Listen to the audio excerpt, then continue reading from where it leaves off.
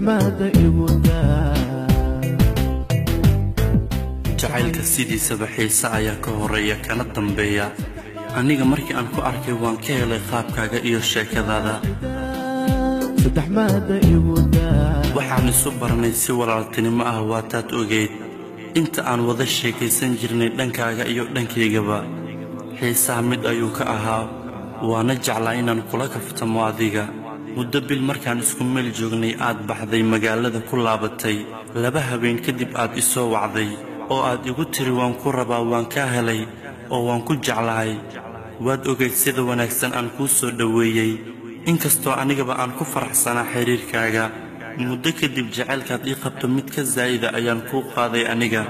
farxad ayaan ka heli jiray adiga adna sidoo kale anagoo kala maqan ayaan soo dhoofay aniga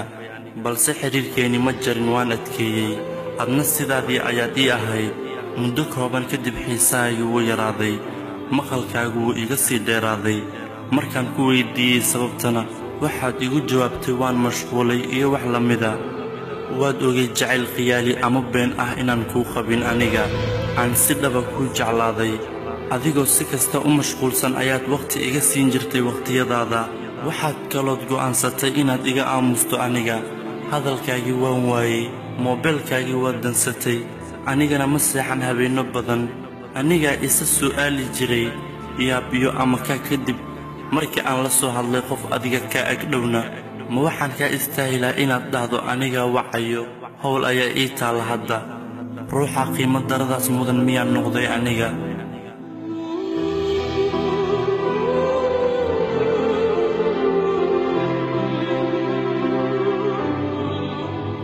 anigoo xanuunsan ayaan haddana ku soo raadiyey mar kale waxaad igula hadashay qof cusub oo kale jacaylka culayskiisa xanuunkiyo murugadiisaba anigaad ii xambaarisay sidii qof cusub oo kale ayaad igula hadashay aniga sidaas ay tahay waan ku farxay hadalkaaga waayo awood aan kugula doodo ma lihi kumana deyrin karo kulamana doodi karo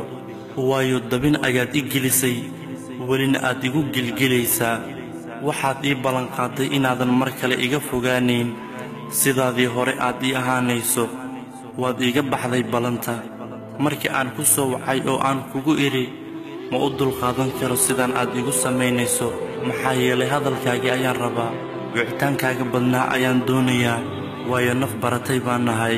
meesha aad ii naxariisan lahayd waad isxanaajisay hadalladan iga daa uma dulqaadan karo qofkii shalay baratay baan nahay ayaad i leedahay maxaan kaaga heli la'ahay farxaddii aan kaa heli jiray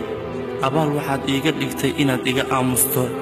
ruuxaad jeceshahay dhibta looma quuro waxaan ku leeyahay nolosha ha ku wacnaato ballan waxaan ku marayaa inaan beerkayga kaa jaro maalintay ahaataba heer walba aad nolosha ka gaartana farxad bay ii ahaan doontaa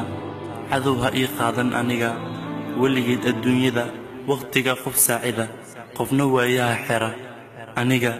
aniga qofku waayaa xeray baan ahay